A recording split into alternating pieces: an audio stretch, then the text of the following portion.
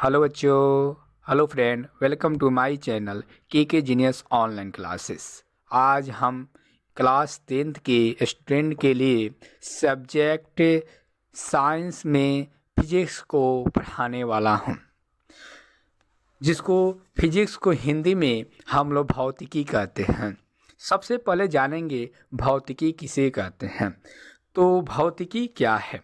यह विज्ञान की एक ऐसी शाखा है जिसके अंतर्गत हम लोग प्रकृति में होने वाली प्राकृतिक घटनाओं के बारे में अध्ययन करते हैं। ठीक है, प्रकृति में जो घटना होती है उसका अध्ययन करते हैं, उसी को क्या कहते हैं? भौतिकी कहते हैं। अब हम लोग चलते हैं अध्याय 1, जो चैप्टर पढ़ना है हम लोग भौतिकी में। अध्याय 1, प्रकाश का परिवर्तन। चैप्टर का नाम क्या है? प्रकाश का परावर्तन। अब सबसे पहले जानेंगे प्रकाश किसे कहते हैं। तो प्रकाश क्या है?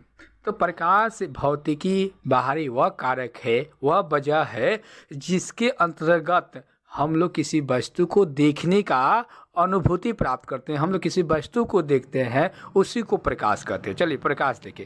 प्रकाश एक ऐसा बाहरी भौतिक कारक है जिसके उपस्थिति में हम लोग किसी वस्तु को देखने की अनुभूति प्राप्त करते हैं। यानी क्या है?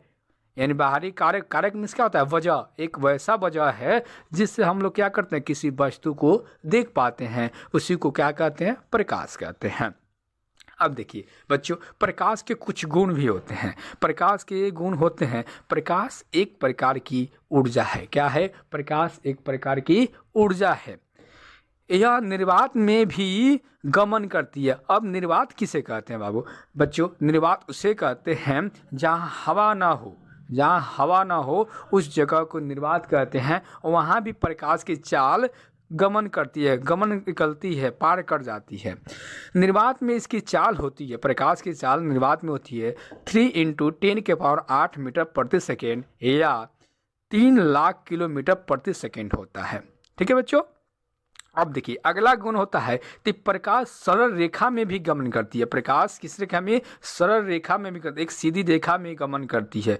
प्रकाश सरल रेखा में भी गमन करती है। प्रकाश एक विद्युत चुम्बकीय तरंग है। प्रकाश क्या है? एक विद्युत चुम्बकीय तरंग है। जैसे कोई वस्तु को प्रकाश अपनी ओर क्या करता है? आकर्षित करता है, यानी वो अपनी ओर खींचने का भी प्रयास करता है। जैसे जल को देखिए, प्रकाश पड़ेगा, उसको हीट करेगा जल को, और हीट करके ऊपर की ओर अवशोषित करता है। ठीक है। अब चलिए, अब अगला हम लोग का है विवर्तन क्या है। सबसे पहले जानेंगे विवर्तन क्या है।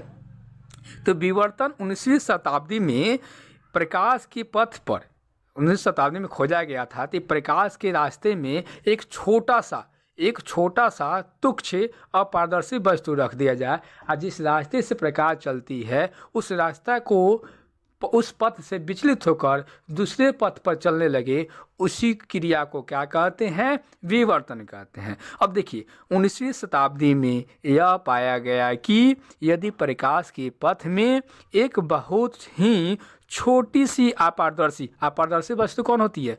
पत्थर, जिससे प्रकाश पार न करे। पत्थर, टेबल, कुर्सी, ये सब क्या है? अपारदर्शी वस्तु है। तो रख दी जाए तो प्रकाश सीधे चलने के बजाय अपने पथ से थोड़ा सा क्या होता है? विचलित हो जाती है। विचलित हो जाए, इस घटना को विवर्तन कहा जाता है। अब चलिए बच्चों, अब हम लोग दोस्तों पढ़ेंगे किरण। अब प्रकाश के जैसे प्रकाश निकलती है तो प्रकाश का एक पथ होती है, रास्ते होती है, वो किरण। अब पढ़ेंगे किरण किसे कहते हैं। तो किरण प्रकाश जिस पथ पर चलता है, प्रकाश जिस रास्ते पथ में से जिस रास्ता पर चलता है उसकी दिशा को ही किरण कहते हैं। देखिए यहाँ से और प्रकाश निकला और इस रास्ते पर चल रही है, देखिए यहाँ चल रही है, इसी को क्या कहते हैं? प्रकाश की किरण कहते हैं। अब किरण पुंज पढ़ेंगे। किरण पुंज कहते हैं जैसे कोई व्यक्ति 5-6 व्यक्ति एक साथ इकट्ठा खड़े जाए तो उसको समूह कहते हैं। उसी प्रकार अगर किरण एक जगह एक समूह के साथ चले, उसी को क्या कहते हैं? एक समूह के साथ हो, उसको किरण पुंज किरण पुंज किसे कहते हैं? बीम ऑफ लाइट, किरणों के समूह को किरण पुंज कहते हैं। किरण को समूह अभी बताया है आपको, जहाँ एक जगह इकट्ठा तो एक ग्रुप को, तो किरणों के ग्रुप जो होता है ना, किरण के ग्रुप, उसी को क्या कहते हैं? किरण पुंज कहते हैं। यह 3 प्रकार के होते हैं। कितने प्रकार? किरण पुंज कितने प्रकार के होते हैं? 3 प्रकार के होते हैं। चलिए एक एक करके देखेंगे। पहला किरण पुंज का नाम होता है समानांतर किरण पुंज, दूसरा किरण पुंज का नाम है अभिसारी किरण पुंज, और तीसरा होता है अपसारी किरण पुंज। अब एक एक के हम लोग डेफिनेशन जानेंगे। थे समानांतर किरण पुंज किसे कहते हैं, अभिसारी किरण पुंज किसे कहते हैं, अपसारी किरण पुंज किसे कहते हैं। तो सबसे पहला है समानांतर किरण पुंज, वैसा किरण पुंज जिसमें सभी किरणें आपस में समानांतर हो, वह समानांतर किरण पुंज कहलाता है। देखिए, एक किरण यहाँ निकल रही है, दूसरी किरण यहाँ निकल रही है, तीसरा किरण, ऐसे अनेक किरण निकल रही है, और देखिए समान रेखा में समान चाल से चल रही है। इसको क्या कहते हैं? समानांतर किरण पुंज कहते हैं। ठीक है। अब चलिए सेकेंड जो है, अभिसारी किरण पुंज किसे कहते हैं? वैसा किरण पुंज जिसके सभी किरणें एक बिंदु पर जमा होते हैं, अभिसारी किरण पुंज कहते हैं। मान लीजिए कोई किरण निकल रही है और जाके एक जगह इकट्ठा एक बिंदु पर इकट्ठा हो जाए, उसी को क्या कहते हैं? अभिसारी किरण पुंज कहते हैं। देखिए एक बिंदु है, यहाँ किरण आ रही है, चारों ओर से आ रही है, चारों दिशा के आकर इसी बिंदु पर इकट्ठा हो जा रही है, इसे क्या कहते हैं? अभिसारी किरण पुंज कहते हैं। चलिए थर्ड में क्या है, तो अपसारी किरण पुंज कैसे कहते हैं? साधारण सी बात है, वैसा किरण पुंज जो एक बिंदु से चारों दिशा और चारों तरफ फैल जाए, उसी को क्या कहते हैं? अपसारी। देखिए अपसारी यानी अप से चारों ओर फैल जाए, उसे क्या कहते हैं? अपसारी किरण पुंज कहते हैं। वैसा किरण पुंज जिनके सभी किरणें एक बिंदु से फैलती हुई प्रतीक होती है, यानी फैलता हुआ दिखाई देती है, उसे अपसारी किरण पुंज कहते हैं। कहला जैसे एक बिंदु है, यहाँ से अनेकों किरण पुंज क्या कर रही है? फैल रही है। जैसे सूरज मान लीजिए, यहाँ एक सूरज है, सूरज की किरणें चारों ओर फैलती है ना, तो क्या है? अपसारी किरण पुंज उसको कहते हैं। ठीक है। अब चलिए प्रकाश किस पदार्थ द्वारा यानी बाहर निकलते हैं? 2 प्रकार से यानी क्या होते हैं? उत्सर्जन होते हैं। प्रकाश 2 पदार्थों से उत्सर्जन होते हैं। जैसे पहला है कुछ आत्मदीप्त पदार्थ किसे कहते हैं? क्या है? आत्मदीप्त पदार्थ। इसे प्रदीप्त पदार्थ भी कहते हैं। आत्मदीप्त भी कहते हैं, प्रदीप्त भी कहते हैं। वैसा पदार्थ जो स्वयं प्रकाश का उत्सर्जन करता है, आत्मदीप्त पदार्थ कहलाता है। क्या कहलाता है? आत्मदीप्त पदार्थ कहलाता है। जैसे सूर्य, तारा, जुगनू, जलता हुआ बल्ब, आग, ये सब क्या है? स्वयं अपना प्रकाश उत्सर्जन करता है, उसी को क्या कहते हैं? आत्मदीप्त पदार्थ कहते हैं, या प्रदीप्त पदार्थ भी कहते हैं। दूसरा है अदीप्त पदार्थ, इसे अप्रदीप्त भी पदार्थ भी कहते हैं। वैसा पदार्थ जो स्वयं प्रकाश का उत्सर्जन नहीं करता है, लेकिन प्रकाश की उपस्थिति में दिखाई देता है, अदीप्त पदार्थ कहलाता है। जैसे चंद्रमा। क्या है? चंद्रमा, टेबल, कुर्सी आदि। देखिए चंद्रमा के पास अपने पर प्रकाश नहीं होता है, वह सूर्य के प्रकाश से हमको दिखाई देता है, वह स्वयं प्रकाश उत्सर्जन नहीं करता है, इसलिए चंद्रमा क्या है? अदीप्त पदार्थ में आएंगे। टेबल क्या है? टेबल कभी प्रकाश देता है, उसको जलाएंगे तब प्रकाश देगा, पहले नहीं देगा। तो जलाएंगे तो किस में जाएगा? आत्मदीप्त पदार्थ में जलाएगा। नहीं जल रहा है तो क्या? अदीप्त पदार्थ में हो जाएगा। चलिए अगला हम लोग का टॉपिक है, अगला क्वेश्चन है कि प्रकाशीय माध्यम किसे कहते हैं? प्रकाशीय माध्यम किसे कहते हैं? यह एक ऐसा क्षेत्र होता है जहां से प्रकाश की किरणें निकलकर हमारे नेत्र तक, नेत्र में हमारे आँख तक, नेत्र तक पहुंचती है, प्रकाशीय माध्यम कहलाती है। यह एक ऐसा क्षेत्र होता है ना, प्रकाशीय माध्यम जो होता है एक ऐसा क्षेत्र होता है जिससे प्रकाश निकलकर हमारे आँख तक पहुंचती है, उसी को क्या कहते हैं? प्रकाशीय माध्यम कहते हैं। जैसे हवा जब सूर्य के प्रकाश आती है तो उससे उसको पार करके हमारे नेत्र तक पहुंचती है, तो यह क्या है? प्रकाशीय माध्यम है। कांच, तेल, अल्कोहल, हीरा इत्यादि। ठीक है बच्चों। अब चलिए, प्रकाशीय माध्यम कितने प्रकार के होते हैं? तो प्रकाशीय माध्यम 2 प्रकार के होते हैं। कितने प्रकार के होते हैं? 2 प्रकार के होते हैं। पहला होता है समबांगी माध्यम। पहला होता है समबांगी। यह एक ऐसा माध्यम है जिसके प्रत्येक भाग का गुण और बनावट एक समान होता है। एक समान होता है, यानी यह ऐसा माध्यम होता है जिसका गुण और बनावट एक समान। जैसे जल, बताइए, जल का गुण एक ही प्रकार होता है, ठीक है, और बनावट कैसा? एक ही होता है। इसलिए जल, कांच इत्यादि इत्यादि सारे क्या हैं? इत्यादि ये समबांगी पदार्थ है, माध्यम है। दूसरा होता है विषमांगी माध्यम। यह एक ऐसा माध्यम है जिसके प्रत्येक भाग का गुण और बनावट एक समान नहीं होता है। उसका प्रत्येक भाग का गुण, प्रत्येक का अलग अलग गुण होता है, बनावट भी अलग होता है। जैसे हवा का मिश्रण, हवा जो मिश्रण होता है वो गर्म भी होता है और ठंडा भी होता है। गर्म भी होता है, क्या होता है, और ठंडा भी होता है। ठीक है, तो यह विषमांगी माध्यम।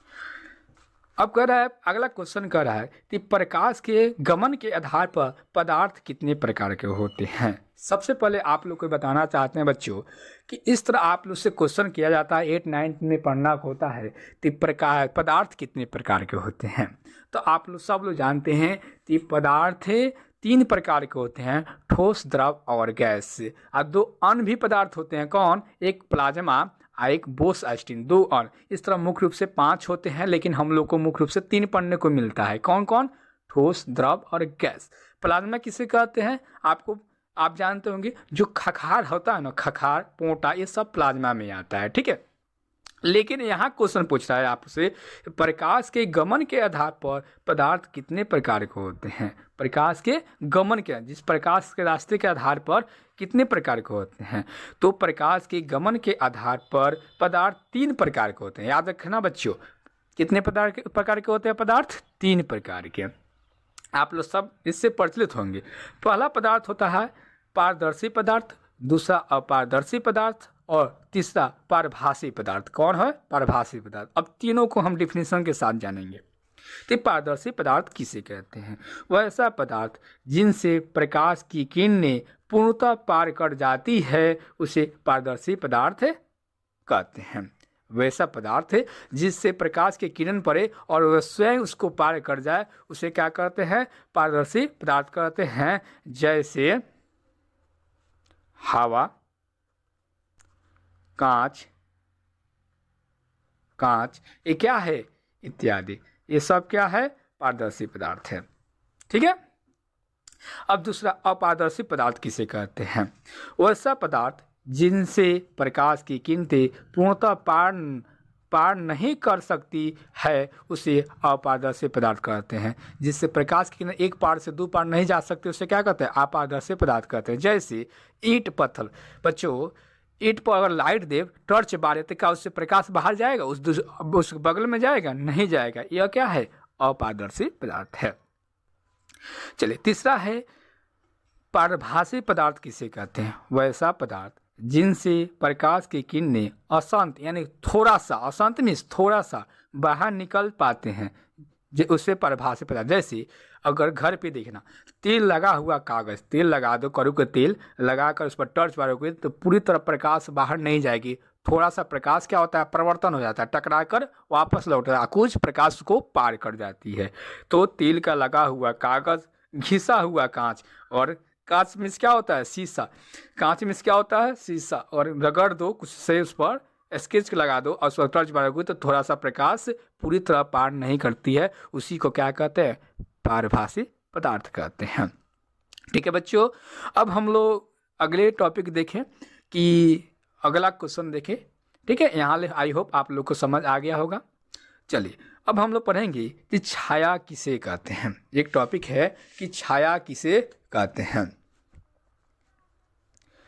तो जब प्रकाश के गमन पथ पर, यानी प्रकाश के रास्ते पर किसी अपारदर्शी वस्तु, अपारदर्शी वस्तु कौन? मान लो पत्थर, ठीक है, पत्थर, ईंट, कुछ भी रख दो, वस्तु को रख दिया जाए, ठीक है, तो प्रकाश की किरणें उन्हें पार नहीं कर पाती है। क्या पार करेगी? नहीं करेगी, उसके पार नहीं कर पाती है, जिसके कारण उस वस्तु के पीछे एक अंधेरा क्षेत्र बनता है जिसे हम लोग छाया कहते हैं। अब देखो, हम लोग चलते हैं, मान लो हम नहीं है, अब जब चंद्रमा की प्रकाश हमारे शरीर पर पड़ती है तो हम लोग की परछाई बनती है, हमको पार करके नहीं जाती है, और वो परछाई क्या है? वही हम लोग का छाया है। चलिए उदाहरण देखिए, यहाँ सूरज है और सूरज है, यहाँ पर क्या एक अपारदर्शी वस्तु पत्थर को रख दे रहे हैं, ठीक है, और इसके पीछे एक काला क्षेत्र बन जाएगा। इसी काला क्षेत्र को क्या कहते हैं?